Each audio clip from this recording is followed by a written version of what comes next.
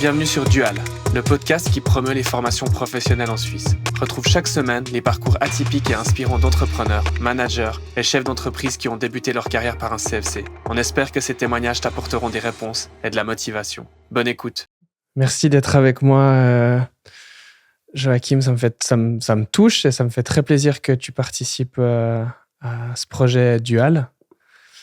D'abord, je te propose de te présenter et puis de présenter ton parcours professionnel. Alors, je m'appelle Joachim Camponovo, j'ai 32 ans. Pour ce qui est de mon parcours professionnel, j'ai fait le CFC de menuisier à l'école des métiers, que j'ai commencé en 2008, terminé en 2013, pour ensuite compléter ma formation par la formation d'ébéniste en une année, toujours à l'école des métiers. Et puis maintenant, ça fait bientôt 10 ans que j'ai ouvert mon entreprise à la Croix-sur-Lutry. Et puis, ce CFC à l'ETML que tu as fait, est-ce qu'il y avait, est-ce qu'il y avait des examens d'entrée pour y accéder ou est-ce que tu as simplement terminé l'école et puis tu as pu y rentrer comme ça? Comment ça s'est passé? Alors, il y a des tests d'entrée, en effet. Je crois que c'était sur 2 jours, il me semble, des examens pratiques et théoriques. Et à la base, je voulais faire directement le CFC d'ébéniste. Sauf que j'ai pas passé les tests. Par contre, on a pu me placer en menuiserie. Donc, j'ai commencé par menuisier pour après faire ébéniste. Donc oui, il y a des tests, des examens d'entrée. Et puis par rapport à ça, aux compétences, tu as eu l'occasion de faire des stages, de t'entraîner, tu bricolais chez toi ou pas vraiment? Oui, moi, je m'étais installé chez mes parents un petit atelier avec quelques machines que j'avais achetées à gauche, à droite.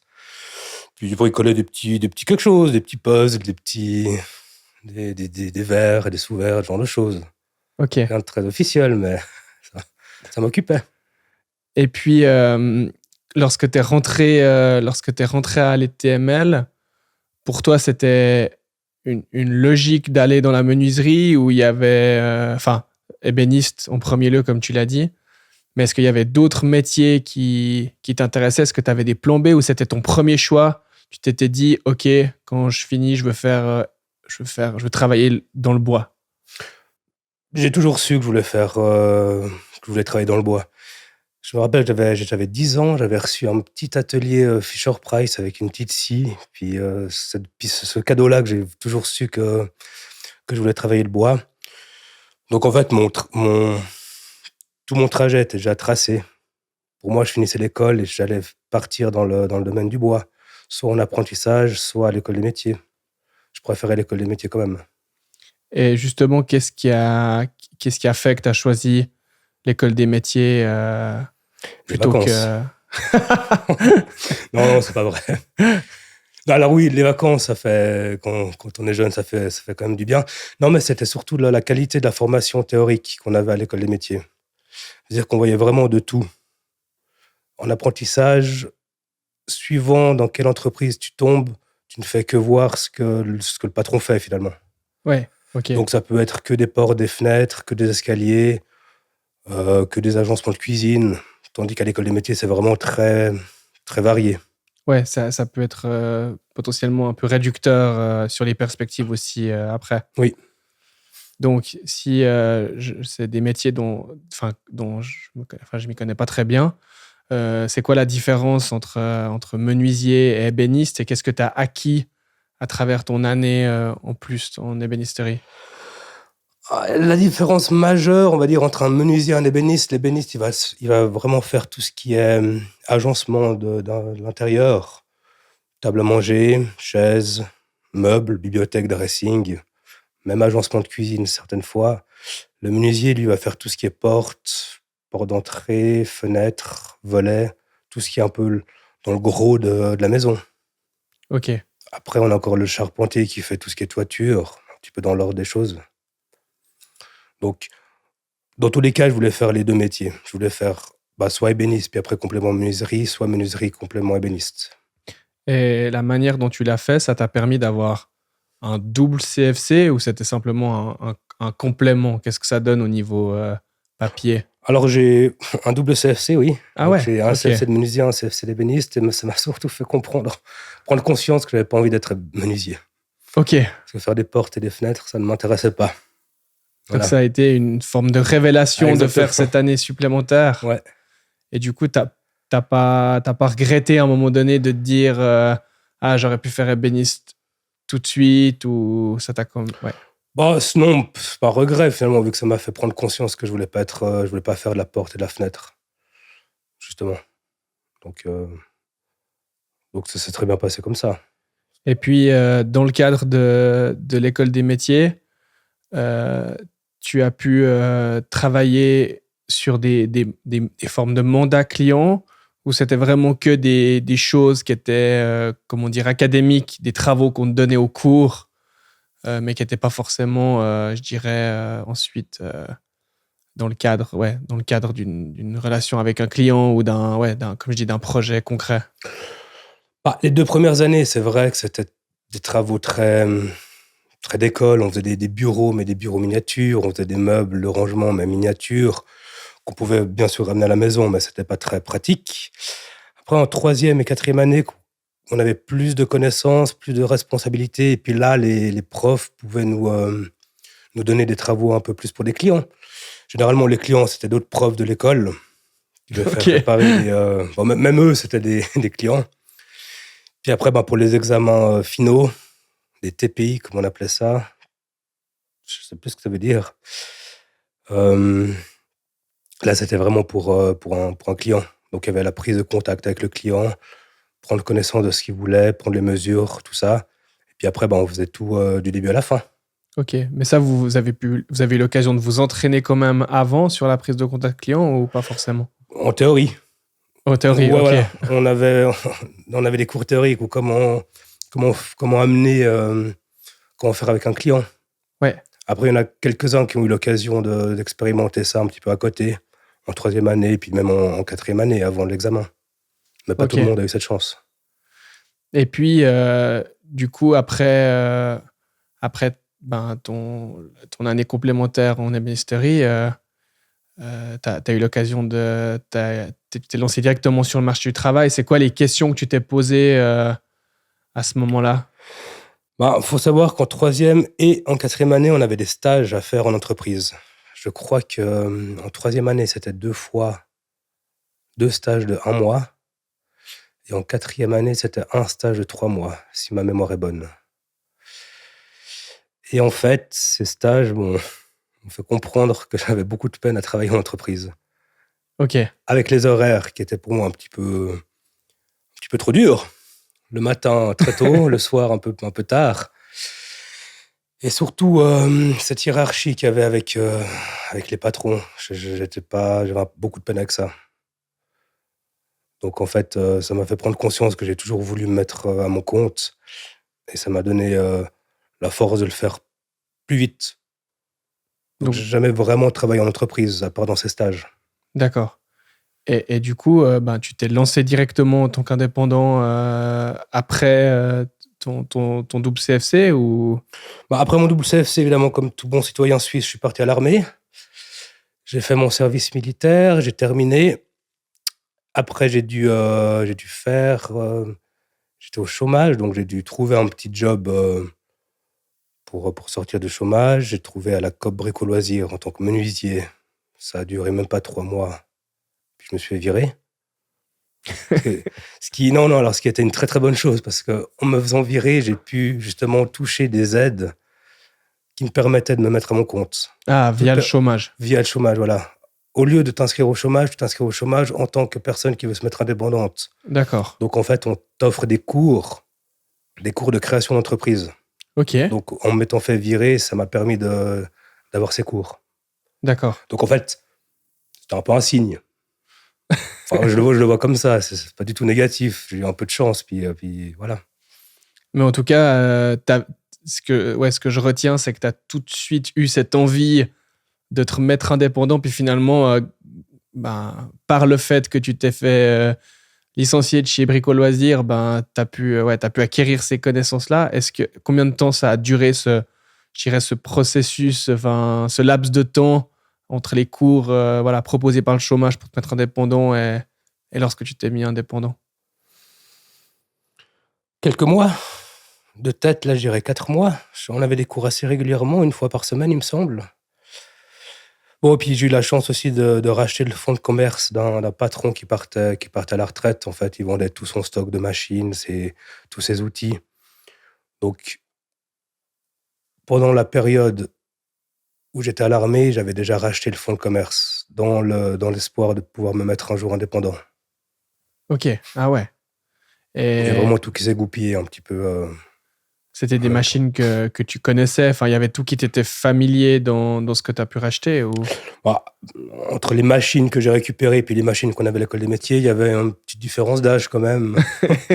Ouais, c'était un peu archaïque. Après, une machine reste une machine, hein. On a appris à utiliser toutes les machines à l'école des métiers. D'ailleurs, ils avaient un joli parc machine pour ça, donc c'était un bon apprentissage. Et puis, je trouve assez cool le fait que tu aies fait entre guillemets, ce passage par le chômage indirectement et puis ces cours pour devenir indépendant. Et puis que ça ait véritablement porté ses fruits, puisqu'après, à la fin, tu t'es lancé. Est-ce que c'était facile au début pour toi de te lancer en tant qu'indépendant ou c'était compliqué? Je me suis jamais vraiment posé de questions, en fait. J'ai toujours foncé. J'ai pas envie de dire que c'était dur, parce que j'ai pas l'impression que ça a été dur. J'ai commencé à faire des travaux, évidemment d'abord pour les proches, pour les amis, pour la famille. C'est ce qui m'a permis de me faire connaître petit à petit. Et puis là, voilà, ça fait bientôt 10 ans que ça roule. Donc, si on commence à se compter indépendant, si on commence à se poser des questions, notamment financières, on se fait vite des soucis. Et puis ça, j'ai pas envie non plus d'être ce genre de personne. Donc, j'ai toujours été positif, puis j'ai été de l'avant sans me poser 46 000 questions. Est-ce que j'imagine que ton cadre familial, tes parents, tu as eu un soutien évidemment financier par rapport à ça. Oui. Quel a été le laps de temps entre le moment où tu t'es dit ok, je me mets comme indépendant et puis le moment où tu te dis je suis complètement indépendant financièrement et je peux voler de mes propres ailes. Il y a souvent quelques années où il faut faire le fonds de commerce, comme tu dis, faire sa clientèle. Ça a été quoi pour toi, je dirais, les différentes étapes à ce moment-là, quand tu t'es mis indépendant? Je pense qu'il m'a fallu 2 ans, 2 bonnes années pour vraiment me faire ma clientèle sans que ce soit des proches, pour, comme tu dis, voler de mes propres ailes. Après, évidemment que j'ai quitté le nid familial, donc je m'étais installé tout seul. Donc il fallait là sortir un loyer supplémentaire au-delà du loyer de l'atelier. Donc toutes ces charges supplémentaires, ça te motive en fait à trouver plus de jobs. Ouais. Mais je pense que je dirais 2 ans vraiment pour être complètement indépendant, sans que mes parents doivent me donner des petits coups de main par-ci par-là. Ouais. Ça, tu l'as pris vraiment comme une motivation. Oui. Ce côté que tu devais tout d'un coup trouver plus de mandats. T'es un peu obligé, hein. Et puis, est-ce que ça a été plus de mandats? Ça a été tout d'un coup, est-ce que tu as aussi augmenté tes prix? Parce que j'imagine que souvent, quand on arrive comme indépendant sur le marché, on a tendance à pas compter ses heures. Et puis, justement, quand on bosse avec des proches, des fois, c'est difficile de sortir des vrais prix. Comment toi, tu as pu aussi... Comment tu as pu te positionner par rapport à ça, puis par rapport aussi au marché en disant, je vais vous construire, je vais vous créer un meuble, je vais vous le facturer, je sais pas, 1500 francs, mais si vous travaillez avec quelqu'un d'autre, ça va être 5000. J'imagine qu'il y a aussi la matière première qui coûte un certain prix. Comment tu as pu, toi, définir ces prix, puis définir aussi un peu ton positionnement par rapport à d'autres ébénistes? Pour les prix de la main-d'œuvre, je m'étais un petit peu calé sur ce que j'avais appris en apprentissage au début. Après, ça a augmenté aussi avec le temps. À l'époque, le prix de la matière était pas ce qu'il est aujourd'hui. C'était beaucoup moins cher. Et en fait, la théorie que j'ai appris à l'école des métiers pour faire des devis, pour faire des croquis pour les clients, je n'ai fait qu'appliquer en fait la théorie que j'ai apprise et puis ça a toujours fonctionné. Ouais, donc c'est assez génial en fait quand tu prends du recul tu te dis vraiment que l'école des métiers t'a appris très concrètement à être indépendant super vite, quoi. Oui, mais c'est ce qu'on dit de l'école des métiers. On dit que l'école des métiers, ils forment des futurs techniciens et des futurs chefs d'entreprise. Ça, contrairement à un apprentissage en entreprise où tu es plus formé à faire de l'atelier, où tu es vraiment sur le terrain. Ouais, À l'école des métiers, tu es plus fait pour être dans les bureaux après. ok, d'accord. C'est ce qu'on dit. Et puis, par rapport à ceux qui ont fait la même volée que toi, est-ce qu'il y en a aussi qui sont devenus indépendants ou ils sont plutôt partis dans des boîtes? C'était quoi? Ça pouvait quoi être la suite pour un profil comme le tien en termes de brevet ou de choses comme ça? Alors écoute, les quelques personnes avec qui j'ai gardé contact, il y en a beaucoup qui sont devenus policiers, parce qu'ils leur font un CFC avant de faire l'école de police.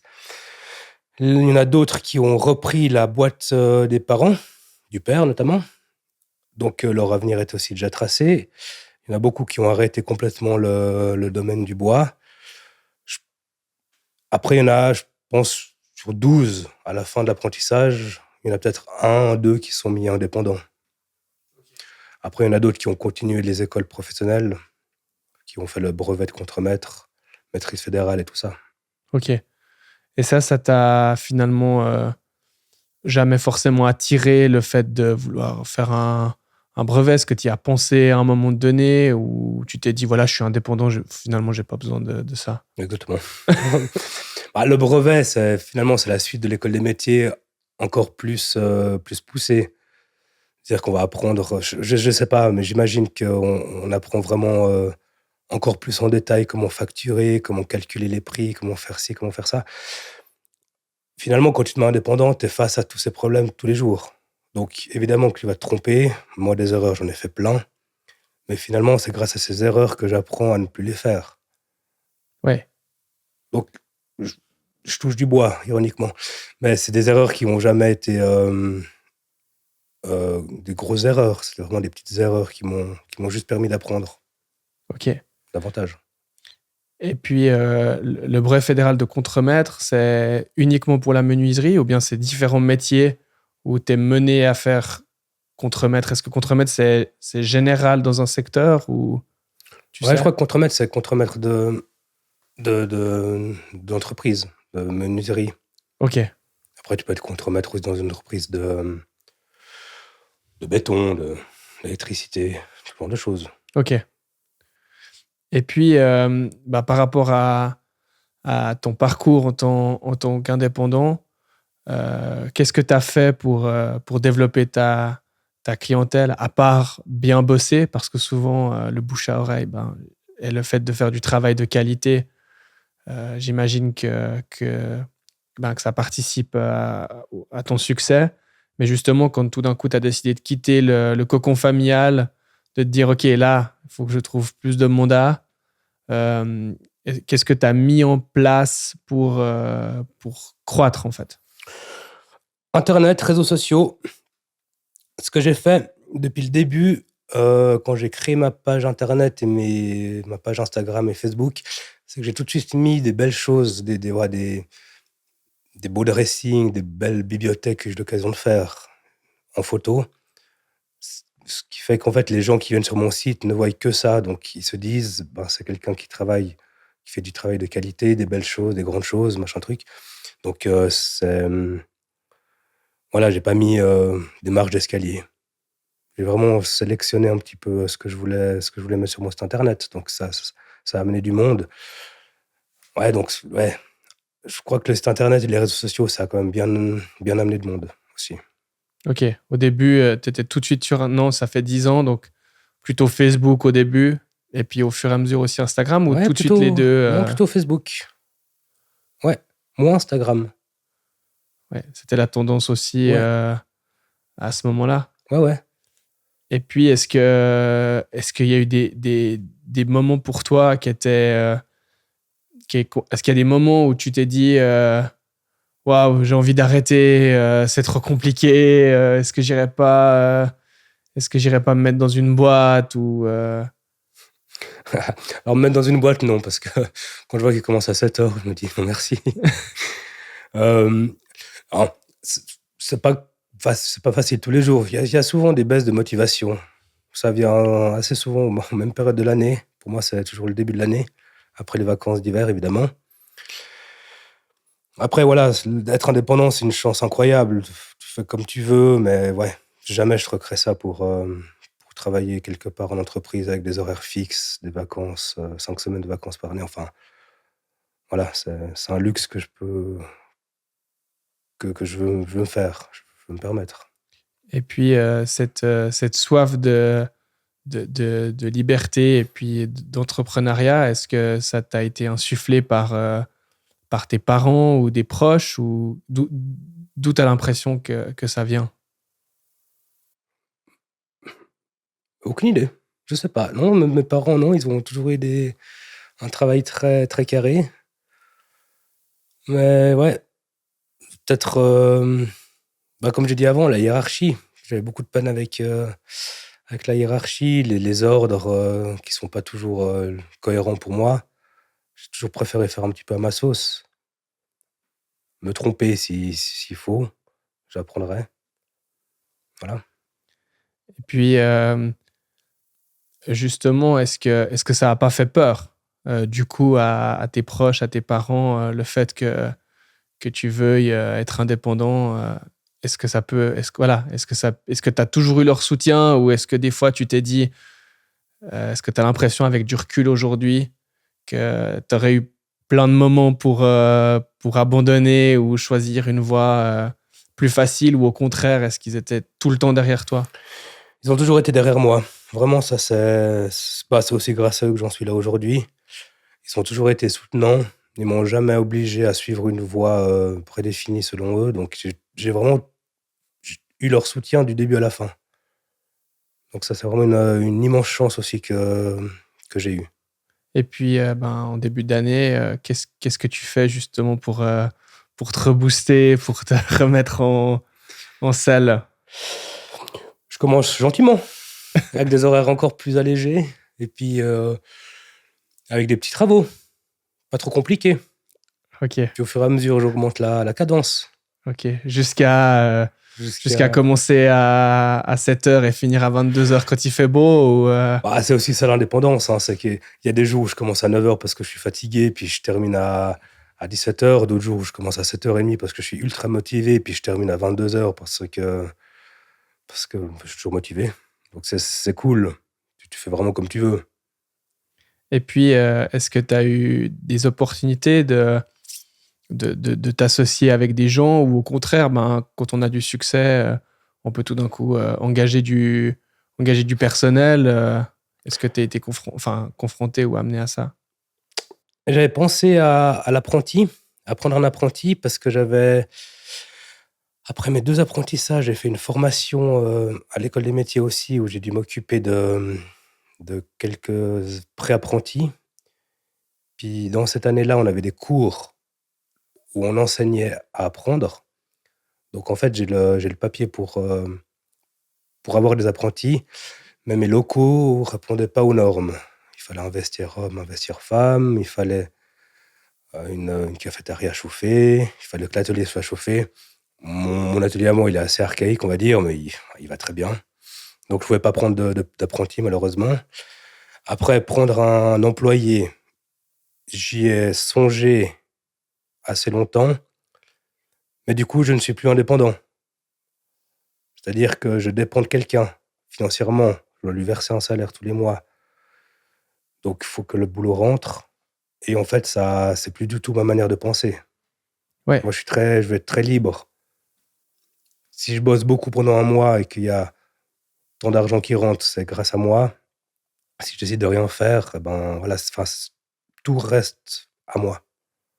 ouais. Donc l'indépendance est à son paroxysme parce que justement, pour toi, si tu dois verser un salaire et que tu as une forme de responsabilité envers quelqu'un d'autre, Je pour vais toi, changer c'est perdre ta liberté aussi, ta propre liberté. Ça perd ma propre liberté, ça perd ma manière de penser parce que je penserai boulot, je penserai argent, je penserai ci, je penserai ça, et ça va pas avec moi. Ouais. Moi, je préfère être plus tranquille. Et puis, Aujourd'hui, est-ce que tu as l'impression, après 10 ans, d'avoir trouvé le parfait équilibre, le bon équilibre, ou est-ce que tu te dis qu'il y a encore des étapes à franchir dans ton job, dans ta carrière? Euh, Même après 10 ans, on n'est jamais tranquille. Je pense pas on aura jamais trouvé l'équilibre. Il y aura toujours des choses à apprendre, il y aura toujours des nouveautés. Ouais. Donc, je suis toujours en train d'apprendre, même maintenant. C'est ça qui est beau. Et puis, je crois que tu as un autre projet entrepreneurial à côté de l'ébénisterie. Tu crois bien? Est-ce que tu peux nous en parler un peu? Oui, alors, c'est pas vraiment ça n'a rien à voir avec l'ébénisterie, mais je suis cofondateur de la marque Buccello. C'est du limoncello artisanal créé à Lutry, à la Croix-sur-Lutry pour être précis. Donc un limoncello complètement bio, non traité, sans colorant, fait avec de magnifiques citrons de Sicile. D'accord. Voilà, ça fait depuis 2018 qu'on a sorti le produit, et puis là, on essaie de se placer dans quelques établissements culinaires de la région. Et du coup, ça va contrario un peu avec le discours que tu m'as fait avant sur la forme d'indépendance et puis d'être seul. Donc, qu'est-ce qui fait que pour toi, ce projet est différent peut-être de l'ébénisterie? C'est un projet qui nous amuse. C'est pas du tout fait pour nous verser un salaire. Donc c'est vraiment que de l'amusement. Donc en fait, il y a zéro obligation derrière. Ouais, si vous vendez ou vendez pas, ça n'a Voilà, pas. exactement. Au pire, c'est pour nous, ça va très bien, ou pour les proches ou la famille. C'était un projet à la base qui partait de ça. Et puis, qu'est-ce qui a fait que. euh, Qu'est-ce qui tout d'un coup vous a motivé à créer ce projet avec du coup ton associé? Quel a été le déclencheur? On a toujours voulu, avec mon ami Marc, faire un projet commun. On avait pensé à faire de la bière, sauf qu'avec toutes les micro-brasseries qui poussaient un petit peu partout à Lausanne, on a voulu partir sur autre chose. Et puis, c'était en rentrant des obsèques de mon grand-père avec ma famille. On s'est fait un petit restaurant tous ensemble. Et à la fin du restaurant, on a pris un limoncello.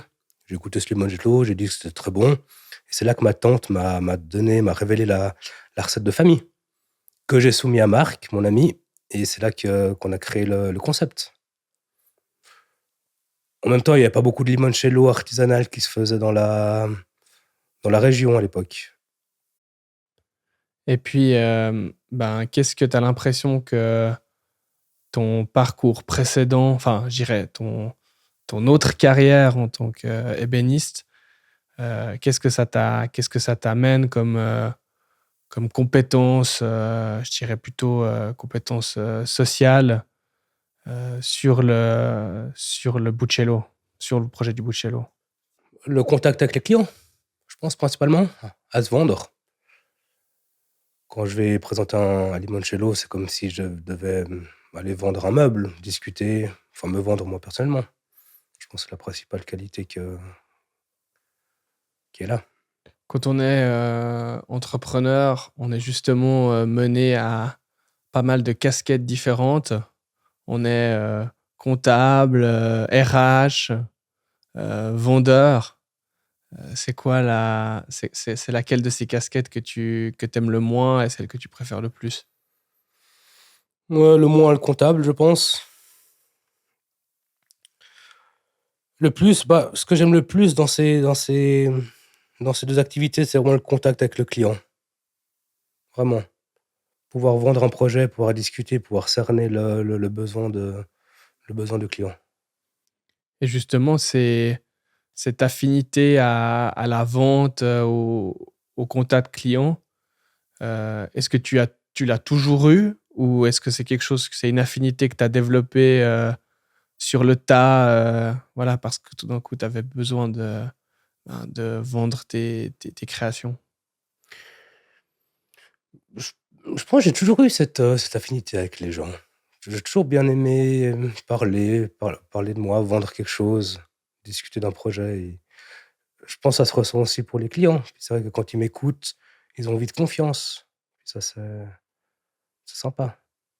Ouais, est-ce que tu arriverais à me citer justement les qualités principales pour toi, avec justement 10 ans de recul, les qualités principales pour être un bon entrepreneur? Vis-à-vis d'un client, Non, vis-à-vis de toi de toi en général, par ton parcours. les qualités principales, souriant. Euh, je réfléchis, hein.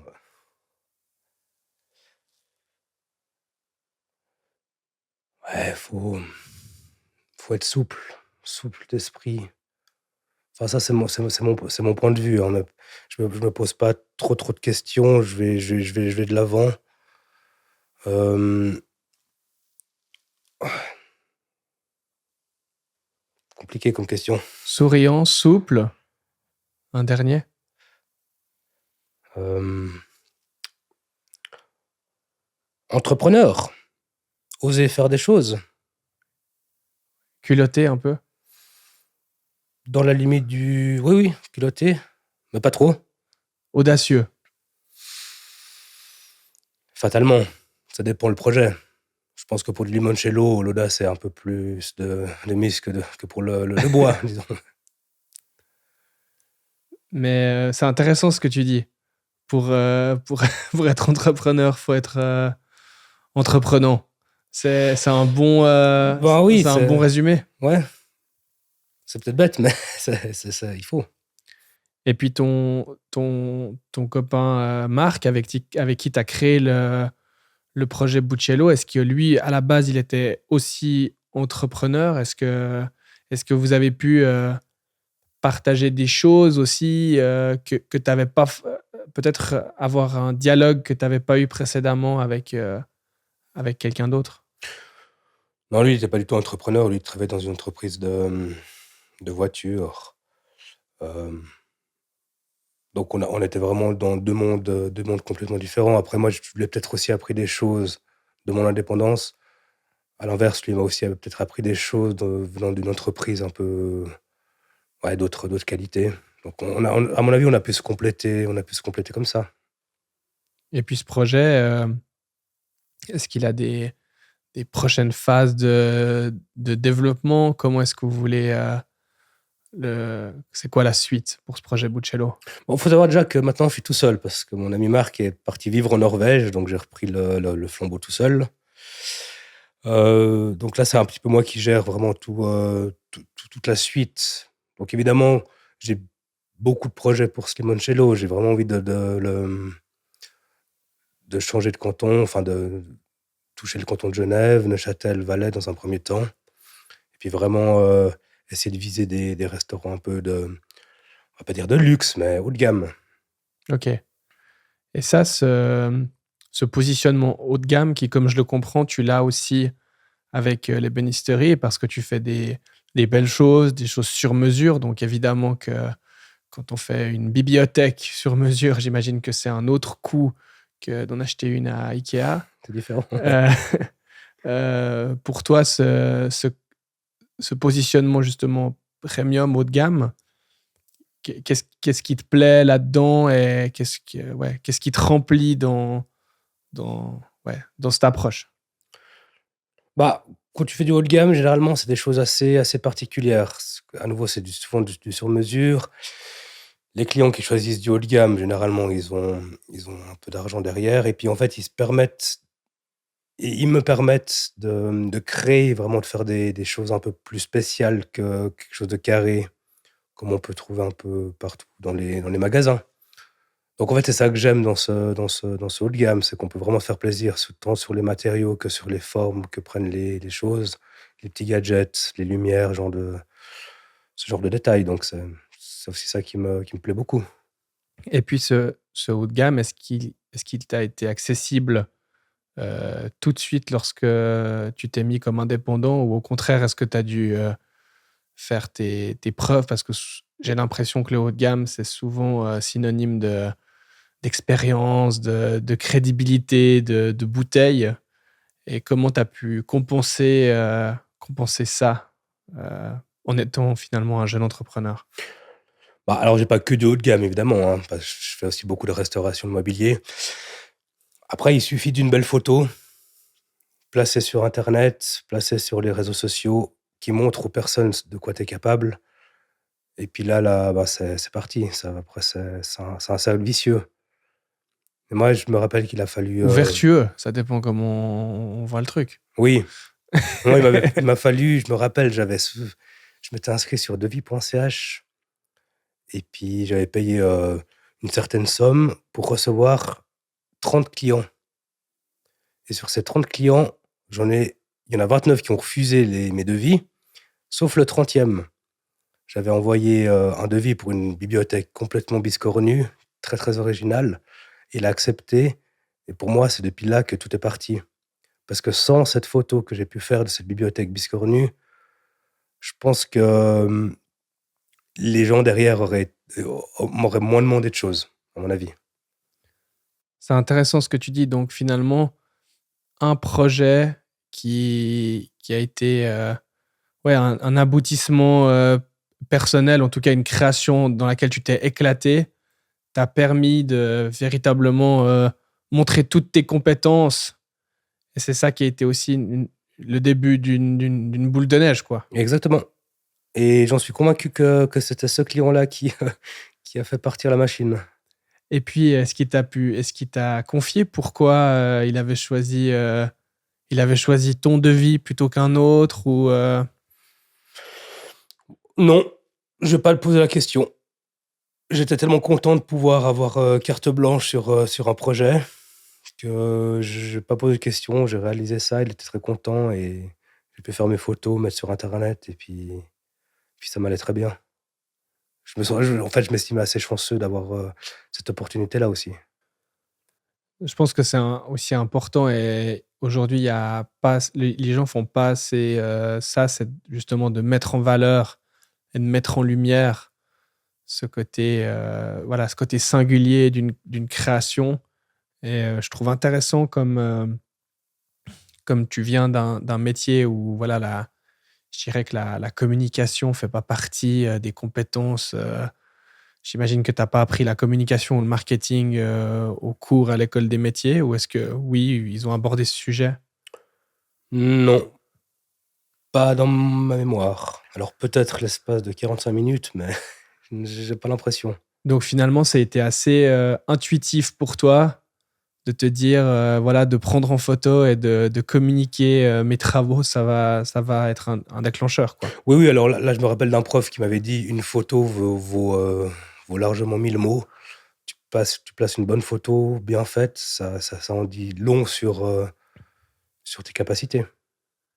Et puis, est-ce que pour toi, aujourd'hui, qu'est-ce que tu pourrais, selon toi, qu'est-ce qu'il faudrait améliorer dans la formation des jeunes, notamment peut-être des jeunes à l'école des métiers ou dans des métiers plutôt qui sont dans l'artisanat?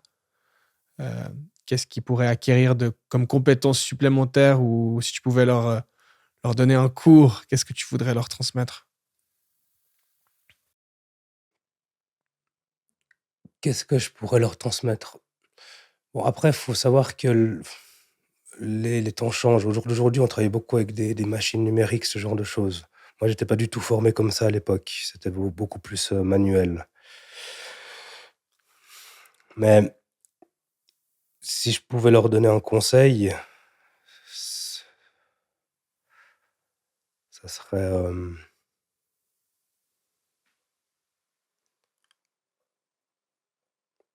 faut que je me remette un petit peu dans la place d'un d'un apprenti, hein. C'est je décrochais depuis un petit moment.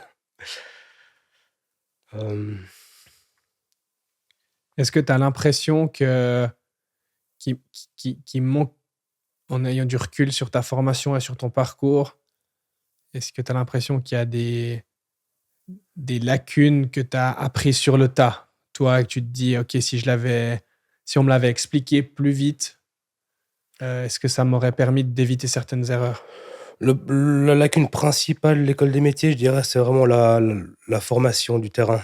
Quand on est sur le terrain, quand on est sur un chantier, qu'on doit poser une bibliothèque et que ça se passe pas comme on veut, ce qui arrive 99% des fois, comment réagir?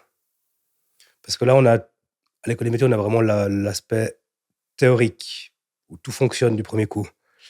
Mais quand je me suis mis à mon compte et qu'il fallait que j'aille poser une bibliothèque dans une niche, et que la niche n'était pas très droite, et qu'aucune de mes pièces rentrait dans la niche, je devais réagir sur le moment. Et puis là, à l'école des métiers, on n'avait malheureusement pas assez de formation pratique du terrain. Ça sera un petit peu le bémol que je dirais pour ce que j'ai suivi. Donc finalement, prendre des mesures, faire des plans, débarquer dans une pièce qui n'est pas du tout la forme qui était prévue et demander à l'apprenti, OK, moi je suis le client, maintenant qu'est-ce qui se passe, qu'est-ce qu'on fait? Ouais, c'est ça. Et qu'est-ce que t'as fait du coup? J'ai transpiré un petit peu. J'ai appris de mes erreurs. Et puis, pour les travaux suivants, j'ai plus refait la même erreur. Et puis, ça allait très bien. Mais voilà, si j'avais pu quand même savoir comment faire dès le départ, ça aurait été plus pratique. C'est vraiment la formation sur le terrain, je trouve, qui manque un peu. Et puis, est-ce que tu as été confronté à des clients pas du tout cool, qui ont été très virulents? co- quelles sont tes bonnes et tes mauvaises expériences justement avec les relations clients et comment tu les as gérées? Ouais, je me suis déjà pris quelques fois le chou avec, avec des clients. Rien de grave, hein. C'était vraiment des petites bêtises, mais ils n'étaient pas contents d'une restauration de table. Moi, j'avais fourni un travail, peut-être 10 heures de travail, mais ils voulaient évidemment pas les payer parce qu'ils n'étaient pas contents. Donc voilà, là non plus, on n'a rien appris sur comment gérer un conflit. C'était mon bon sens qui prenait le dessus. Et puis voilà, ça s'est toujours très bien passé finalement. Mais Est-ce que comment est-ce que tu fais? Tu peux rattraper le coup, tu te dis, OK, bon, ben voilà, je vais en bosser 15 au lieu de 10, mais au moins je vais rattraper. C'était pas du tout rattrapable, donc du coup, tu n'as pas été payé ou ils ont payé qu'une partie. Comment ça ouais, s'est alors, fini? dans les deux cas qui me viennent en tête, il y a une fois où c'était pas rattrapable. Ils ont demandé à un autre menuisier de faire. Et dans le deuxième cas, c'était pas rattrapable non plus. Et puis ils m'ont pas du tout payé. Ouais. Donc une fois ils se Ils m'ont sont payé, plaints, ils t'ont payé. ils m'ont payé une partie, OK, et puis l'autre fois, rien du tout. OK. Et ça, comment tu le gères? T'as abandonné? T'as été plus loin? Bah, j'ai appris à ne plus accepter des travaux un peu qui vont au-delà de mes compétences. Parce que quand on se met indépendant, on a vite tendance à accepter tout et n'importe quoi. Tu te dis, dès que ça touche au bois, ben, j'y vais. Théoriquement, je devrais réussir. Puis en fait, non. Après, c'est vrai que tu as des clients quand même qui ont des attentes extrêmement élevées et d'autres qui ont des attentes un peu plus basses. Mais là, avec le temps, je pense que j'arrive maintenant à cerner les types de clients. Je sais que par des questions ou ouais. par des questions, ça se voit tout de suite quand tu entres chez eux, tu vois. Tu comprends tout de suite qui t'es en face de toi. C'est assez intéressant. OK. T'as certains codes que tu Ouais, remarques. ouais, ouais. Des petites finitions dans les maisons, les meubles qu'il y a déjà sur place. Tu sais à quel type de client tu auras affaire. Et puis en termes plutôt de bonne expérience, c'est quoi pour toi le meilleur client? C'est celui qui va te remercier et te donner un autre job ou plutôt qui va t'envoyer sur un autre client ou te recommander? C'est quoi les bonnes expériences que tu as? Bah, la dernière très bonne expérience que j'ai eue, c'était un client à Zurich. J'avais dû faire une bibliothèque avec une cheminée à vapeur en dessous, des bandes LED dans les niches de la bibliothèque. Un magnifique travail. Et bah, il était très content. Il n'était pas très expressif, ce client. Il était très content. OK. Voilà, il a fait un petit sourire. Vu le personnage, je me dis qu'il devait être très content. Et puis en effet, quelques mois après, il m'a rappelé pour faire un dressing d'entrée, toujours dans son appartement à Zurich. D'accord. Donc ça, pour moi, c'est la plus belle récompense. c'est finalement quelqu'un qui rebosse avec toi. Bah, j'imagine que c'est des pièces. Chaque création est assez unique. Ah, pour le coup, c'était très unique, ouais. Donc, j'imagine que tu rebosses pas souvent avec les mêmes clients, en tout cas pas dans un laps de temps aussi réduit. C'est rare. À moins que ce soit des. Alors, j'ai pas. Alors, je dirais sur 10 clients, il y en a peut-être 3, maximum 4, pour qui je fais régulièrement des petits travaux par-ci par-là. Généralement, un client il me demande un gros truc une fois, puis après, j'entends plus parler pendant un certain temps. Et puis, par rapport, encore une fois, à ce côté vie professionnelle et vie privée, est-ce que tu as eu l'impression des fois que ton, que ton job empiétait sur ta vie privée en tant qu'indépendant ou pas forcément? Ouais, les seules fois où j'ai l'impression que ça empiétait, c'est dans ma tête, ça fonctionne H24 en fait. Même après même après le boulot, quand je rentre chez moi, que je me repose dans le canapé, je réfléchis à qu'est-ce que je pourrais faire pour développer ci, pour développer ça. Alors au début, c'était uniquement le bois. Maintenant qu'il y a le limoncello aussi, ben, je suis toujours en train de chercher des clients. C'est des petites actions, hein, c'est des petites choses, mais en fait, je suis toujours impliqué. Après, c'est pas du tout péjoratif, hein, c'est pas négatif du tout, mais je remarque ça avec le temps, que je suis toujours impliqué dans quelque chose. Et est-ce que ça te génère une forme de fatigue ou qu'est-ce que tu fais pour être capable de décrocher complètement parfois de ça ou est-ce que tu n'arrives pas parce que finalement tu kiffes aussi? Je kiffe. Je vais pas du tout me plaindre, hein, parce que j'ai énormément de chance. Non, non, alors j'aime bien toujours avoir le cerveau un petit peu en activité, toujours réfléchir à quelque chose. Ça Donc, fatigue, mais c'est pas du tout négatif. donc c'est quelque chose qui plutôt c'est trouver cet équilibre entre le fait que ça te stimule, mais qu'aussi des fois on n'arrive pas forcément à penser à rien. Ouais.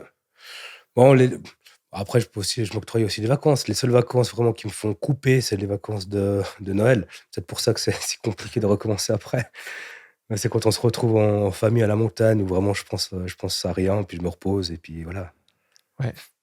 Parce que l'été, souvent, c'est une période qui est plus intense pour toi ou... Ouais, puis l'été, ben, j'ai encore la chance de pas devoir prendre des vacances pendant la période de juillet et août, donc je les prends souvent après, en octobre. Donc, entre Pâques et octobre, ça fait quand même pas mal de temps. Et puis, c'est vrai que c'est là où les gens veulent tout de suite, avant les vacances d'été. C'est Ouais. là où il y a beaucoup de travail. Ouais, les gens, ils sont souvent avant les vacances d'été ou avant les vacances d'hiver. Ouais, on dit il y a deux fins du monde, hein. Ouais, Le 30 ah, juin et le 31 ouais, mais décembre. dans ma tête, c'est aussi la fin du monde, hein, parce que tu as envie de tout finir avant de pouvoir partir en vacances sereinement. Du coup, tu cours à gauche, à droite. Et c'est là que tu t'épuises vraiment. Et puis,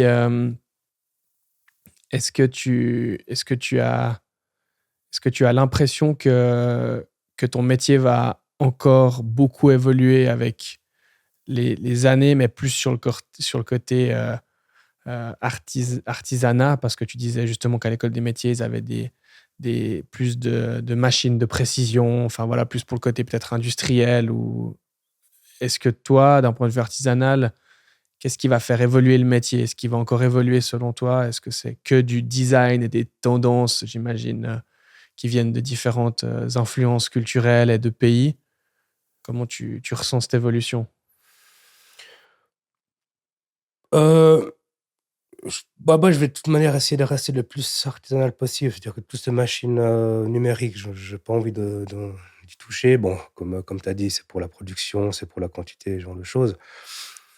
Après, bah, j'ai l'occasion de travailler avec des designers, des personnes qui ont fait de l'architecture d'intérieur. Donc, en fait, je fais jamais deux fois le même travail. Il y a toujours des nouvelles choses à apprendre, toujours des nouvelles techniques, toujours des nouveaux matériaux à toucher. Donc, je vais de toute manière devoir rester à la page. Donc, il y aura toujours une évolution. Je vais toujours un petit peu évoluer dans ce que je vais devoir faire. Donc ça, c'est assez dicté par des partenaires. Finalement, comme tu disais, design d'intérieur. Ouais, ouais, c'est intéressant. Moi, j'ai l'occasion de travailler avec deux designers d'intérieur. Ils ont des idées assez originales. J'aurais pas fait ça tout seul, disons. Ouais, c'est ça, parce que finalement, toi, tu fais l'exécution du job, mais c'est pas forcément toi qui va dessiner le meuble de part et d'autre, quoi. Non, habituellement, je vais chez les clients. Les clients, ils ont une idée précise. Je prends des notes. Je dis si c'est faisable, si c'est pas faisable. Je propose des couleurs, je propose des matériaux. Et puis voilà. Après, c'est assez rare les clients qui ont aucune idée de ce qu'ils veulent et ta carte blanche. Je l'ai D'accord. eu une seule fois pour ou même deux, une fois pour cette bibliothèque Biscornu, où c'est vraiment moi qui ai créé du début à la fin.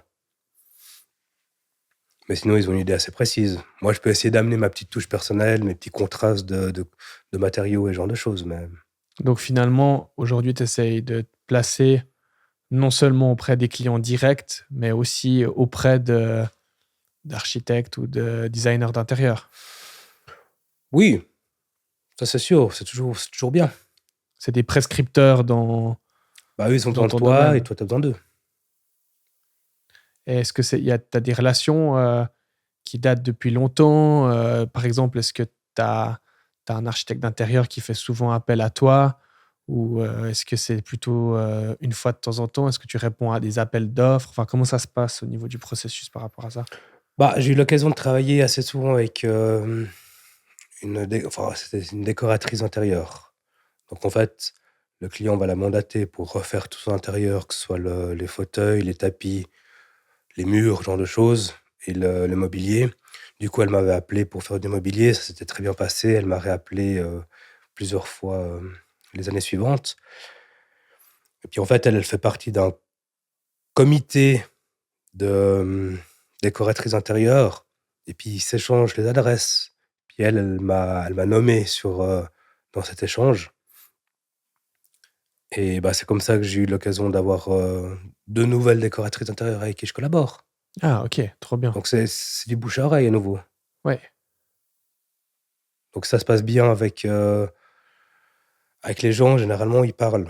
Bah, on dit souvent qu'une personne pas contente va dire à 10 de ses proches que c'est pas bien passé. Par contre, une personne qui est très contente va le dire à une personne, pour voir un petit peu le ratio et puis Ouais, le l'impact ratio. de mal bosser Ouais. aussi. Aussi. Qui a plus d'impact négatif de mal bosser que... Ouais, exactement. Ok, trop bien. Et puis, j'ai une dernière question pour toi. Si tu pouvais glisser un message, un conseil à Joachim, 16 ans, qui commence l'école des métiers, qu'est-ce que tu lui dirais? Accroche-toi. Non, je lui dirais de prendre ce qu'il y a à prendre, parce que on t'apprend rien dans le vent. Bah, au début, quand j'ai commencé l'école des métiers à 16 ans, j'étais vraiment, j'étais pas du tout fait pour quoi que ce soit. J'étais dissipé, j'étais nul, j'étais mauvais. Et puis bon, j'ai redoublé. Et puis en fait, c'est en redoublant que ça m'a donné un petit peu un coup de pied aux fesses. Puis c'est là où j'ai pris conscience. Donc ouais, le conseil que je pourrais me donner à moi 16 ans, c'est prends ce qu'il y a à apprendre, rien n'arrive par hasard, et va de l'avant. Ouais, rien n'arrive par hasard. Alors la première fois que j'ai pris conscience de ça, c'est quand j'ai redoublé, parce que clairement, j'avais pas les facultés pour passer en deuxième année. Et la deuxième fois que j'ai pensé à ça, c'est en me faisant licencier de la Coop Brico Loisirs. Parce que sans me faire licencier, j'aurais pas pu toucher les aides pour créer mon entreprise. Donc ouais. Voilà. Magnifique. Merci beaucoup pour ce moment avec toi. Mais merci à toi. Et puis, à bientôt. À tout bientôt.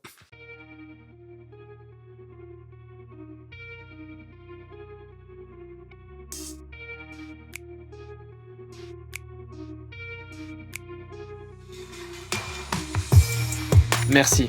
Tu as écouté cet épisode jusqu'au bout. Partage-le autour de toi et abonne-toi à Dual sur les réseaux sociaux pour découvrir plus de contenu et de parcours inspirants. À bientôt.